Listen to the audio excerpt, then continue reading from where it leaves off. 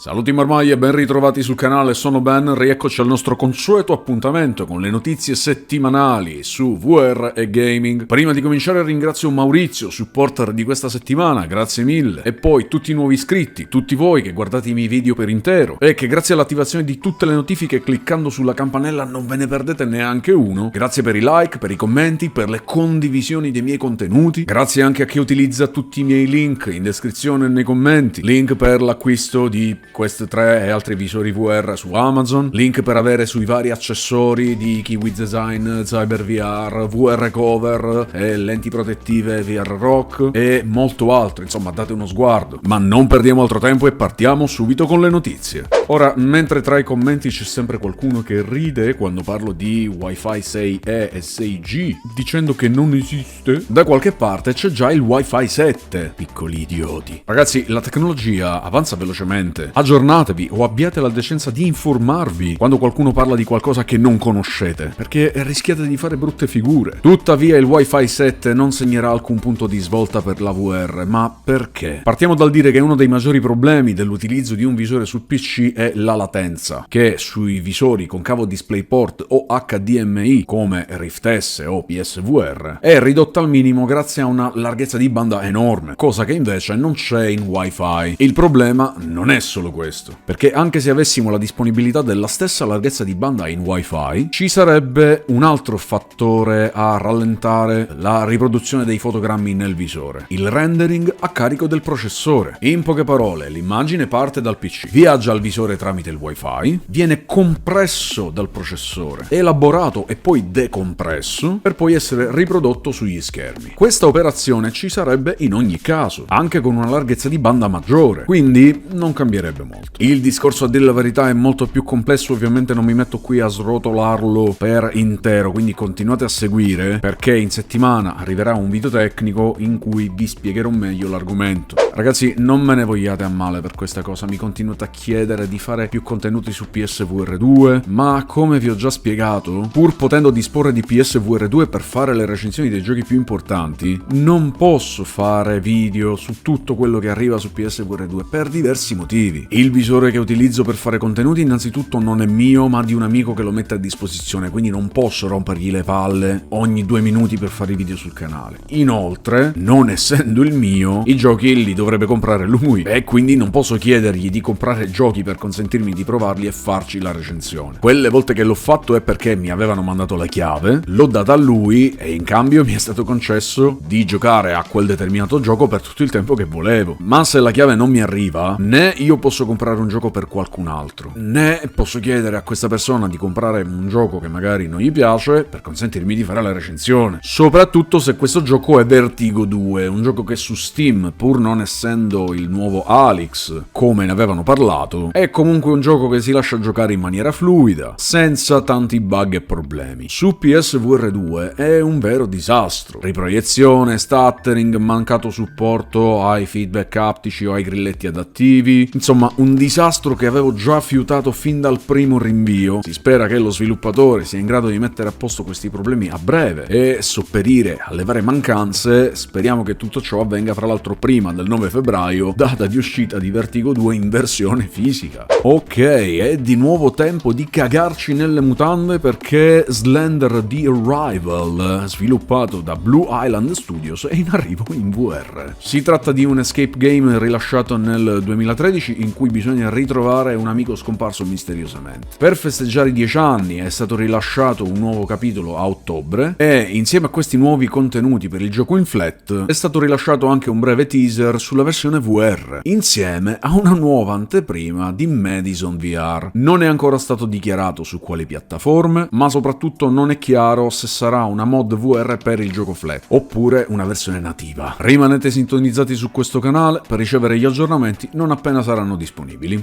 Tiger Blade è un gioco che è uscito qualche mese fa su PSVR 2. Ikimashio Games vi mette nei panni di un ninja dei tempi moderni armato di katana che lavora come sicario per il clan della tigre. Ambientato in Corea, dovrete farvi largo largo tra orde di nemici che cercheranno invano di ostacolarvi dal rubare un oggetto misterioso. Il gameplay frenetico è basato sul combattimento in prima persona, offre sfide, missioni secondarie e punteggi bonus per il completamento di vari livelli nel minor tempo possibile. Azioni acrobatiche con uccisioni al volo e combinazioni di spada e pistola. Tutto questo vi piace? Bene, sappiate che Tiger Blade sta per lasciare l'esclusiva PSVR 2 e sta arrivando su Visual Quest nei primi mesi del 2024.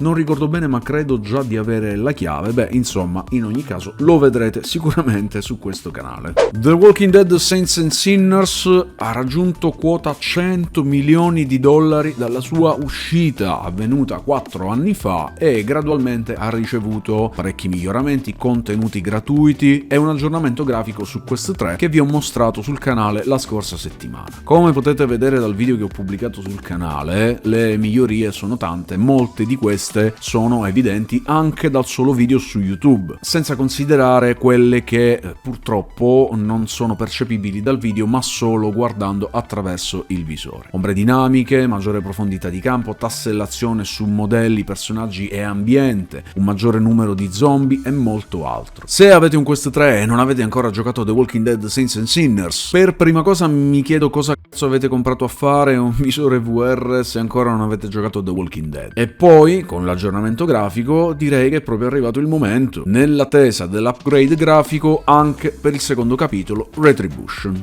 Ecco, a proposito di porting, parliamo di un gioco sviluppato da Metal Cat, finora disponibile solo su SteamVR, è quello che viene definito il Dark Souls in VR, ossia Grimlord, che adesso è disponibile anche su Visual Quest tramite UpLab. Si tratta di un porting 1 a 1, quindi offre gli stessi contenuti della versione PC con una modalità campagna incentrata sull'esplorazione e combattimenti piuttosto difficili, in cui morte e rinascita sono componenti cardine di questo genere. Su Steam è ancora in accesso anticipato, i contenuti sono limitati, lo sviluppatore parla di contenuti futuri, forse in arrivo anche con questa versione Quest, e si prevede anche una versione PSVR 2 e Pico. Pronti a fare il giro del mondo in 80 giorni su Walkabout Minigolf? Si tratta di un nuovo campo da golf realizzato in cima alla Torre Eiffel, piazzata su un diorama che riproduce il modello in scala della Parigi del 1889. Come sempre, il nuovo campo è disponibile tramite DLC al piccolo prezzo di 3,99 € e prossimamente penso di fare anche un gameplay con qualcuno della marmaglia per portare qualche contenuto sul canale. Walkabout Minigolf è disponibile su tutte le piattaforme VR ed è presente anche nell'elenco dei giochi scontati al 25% che potete raggiungere entrando nel gruppo Telegram seguendo il link che trovate in descrizione o nel primo commento.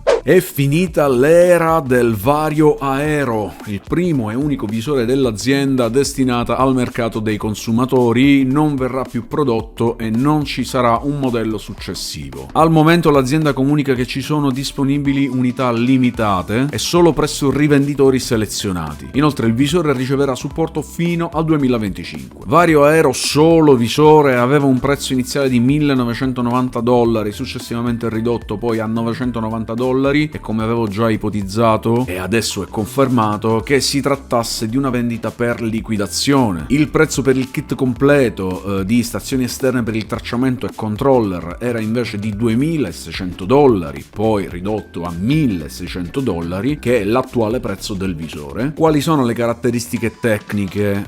Display LCD a 2880x2720 per occhio, lenti asferiche, tracciamento oculare con regolazione automatica dell'IPD e FOV rendering dinamico se supportato dal gioco. Sappiate che tutto questo è ancora disponibile a un prezzo ridottissimo e soprattutto con pieno supporto fino al 2025. Cosa succede dopo la cessazione del supporto? Esattamente quello che è successo a Valve Index, HTC Vive, Rift S, Quest e altri modelli di visori che non hanno più supporto da anni ma che funzionano ancora perfettamente. Quindi per chi avesse la disponibilità economica e vuole un visore PCVR che è tra i migliori attualmente disponibili sul mercato, beh, questo potrebbe essere il momento per approfittarne. Bene, queste erano le migliori notizie della settimana su VR e gaming. Ci vediamo tra i commenti per discutere degli argomenti trattati. Vi ricordo di dare uno sguardo ai link in descrizione e nel primo commento. Like, iscrivetevi e continuate a seguire attivando tutte le notifiche. Grazie per la visione completa, da Ben è tutto, ci vediamo alla prossima. Un saluto Marmaglia.